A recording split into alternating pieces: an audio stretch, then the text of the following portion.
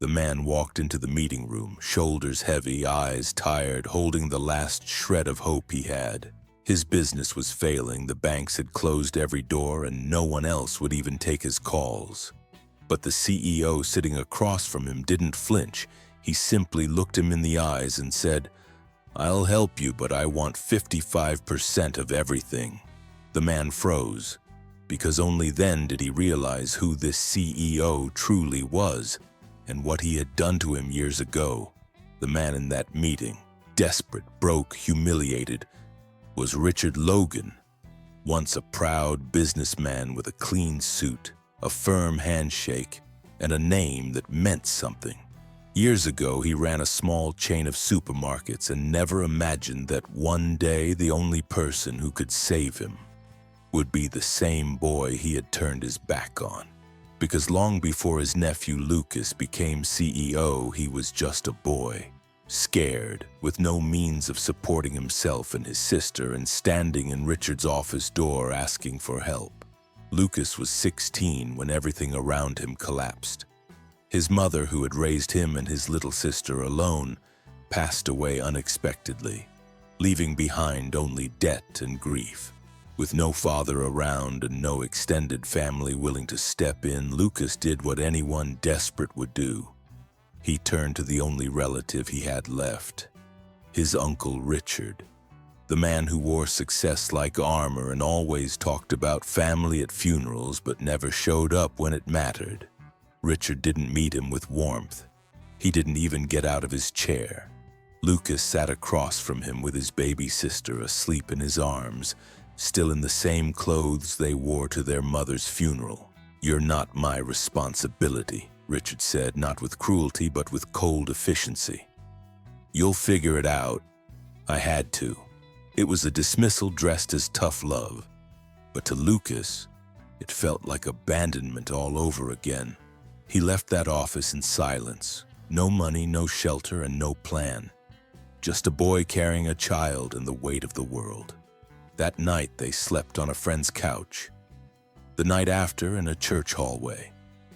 Lucas skipped meals so his sister could eat, took any job he could find, and swore to himself that one day he would never be at someone's mercy again. What Richard didn't realize that day was simple. He wasn't turning away a burden, he was creating a fire.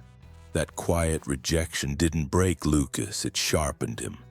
And while Richard moved on with his life, closing deals and growing his business, the boy he pushed aside was out there building something far greater than revenge.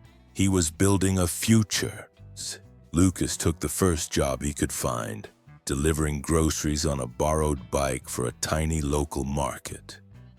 He woke up before sunrise, packed his sister's lunch, and rode through rain or heat just to make ends meet. Every tip mattered. Every delivery counted. He never complained, even when his legs ached or his stomach growled. Survival and the will to succeed in life had no room for excuses. His sister Emma became his world. He read to her at night, helped with homework, and always smiled so she wouldn't see his exhaustion. She never knew how many dinners he skipped just to afford her school supplies. "You're going to grow up with choices," he once whispered while tucking her in. Even if I never had any. She was his reason, not his burden. At night after Emma slept, Lucas watched online videos about business, logistics, and how the delivery world worked. He took free courses, read articles, wrote ideas in a notebook.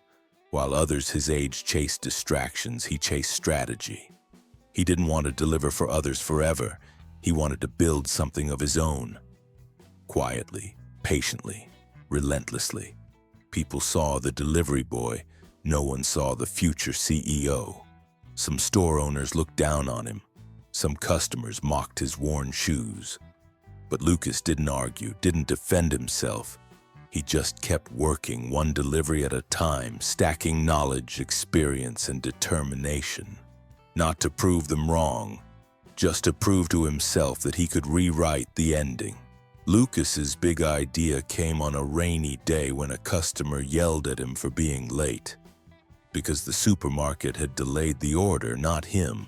That night he scribbled on a napkin, "People blame the face they see. What if I became the face they trusted?" He didn't want to just move boxes. He wanted to redesign how small stores handled deliveries, with fairness, speed, and respect. He talked to other delivery guys during breaks, listening to their complaints. He noticed how disorganized most small markets were, how customers were frustrated, and how delivery workers were treated like afterthoughts.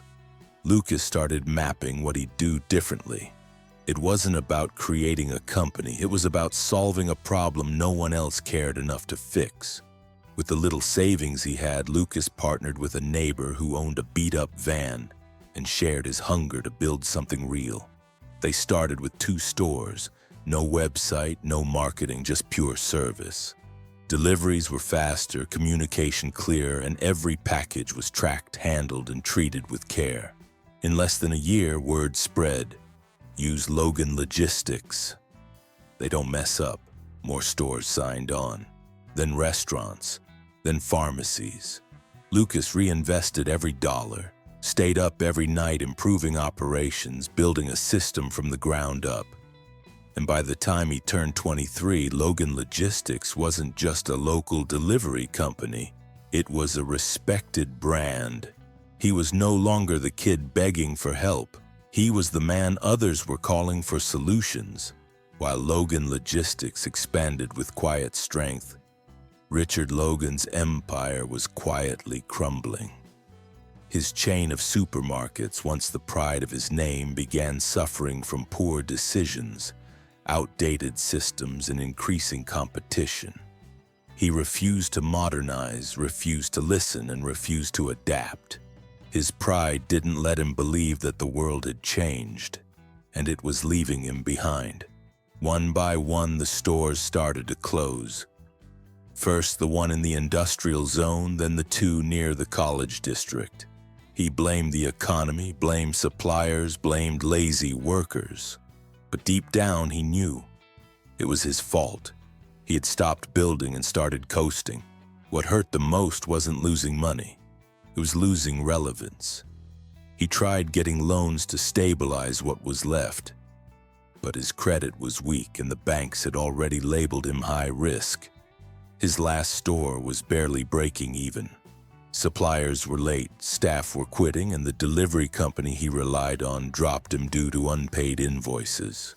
Richard found himself standing where he used to judge others, at the edge of collapse with no one to call. Then, during a meeting with a potential investor, someone mentioned a name. Maybe Logan Logistics could help. They've saved worse. Richard flinched. The name didn't just sound familiar, it was familiar, but he shook it off. "Set the meeting," he said. "I don't care who they are." In his mind, it was just a business move. But fate had something far more personal in store. He showed up to the meeting with a worn-out suit, tired eyes, and a folder full of desperate projections. He was ready to beg, to offer shares, to admit defeat. What he wasn't ready for was to look across the table and see a face he hadn't seen in years. A face he once sent away with nothing, and now that same face was in control of everything. When Richard walked into the boardroom, he barely lifted his eyes. He was focused on his pitch, on surviving one more day. But when he finally looked up and saw the man across the table, his mouth went dry. Lucas sat there, calm, confident, dressed in a dark suit that mirrored the room's authority. No smile, just silence. Richard blinked, stunned. "Lucas?" Lucas leaned back in his chair and gave a slow nod. "It's been a while," he said evenly. Richard scrambled to explain himself. Something about the economy, the suppliers, the pandemic. But none of it mattered. Lucas had already heard every excuse before. Years ago, when he needed help, and all he received was rejection in a polished office, just like this one. Richard cleared his throat and said, "I need your help. I'm willing to negotiate terms. You'd be saving a family business." Lucas didn't respond right away. Then after flipping through the file, he looked up and said, I'll do it, but I want 55% of the company. The air in the room thickened. Richard stared, unable to process the number. That would make you majority owner, Lucas finished. Lucas didn't raise his voice. He didn't gloat. He simply said, "When I came to you with my sister in my arms, all I needed was a little help. You shut the door in my face." Richard looked down. Lucas continued, "I'm not here for revenge. I'm here because I know how to run what you built. I'll keep the name, I'll save the store, but I won't beg, and neither should you." After a long pause, Richard signed the contract. Hands trembling, pride shattered. Lucas extended his hand, and for the first time, Richard took it without control, without superiority. The deal was done. The boy he turned away was now his boss. But Lucas didn't smile. He simply nodded once and said, "Let's get to work." Richard kept working under Lucas's leadership. The employees noticed something different. Lucas didn't carry bitterness. He improved systems, gave bonuses, listened to everyone, and treated Richard with dignity even when he didn't have to.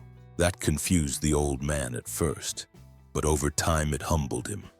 The same boy he once dismissed had grown into the man he never became. Lucas didn't talk about the past. He didn't need to. His actions said everything.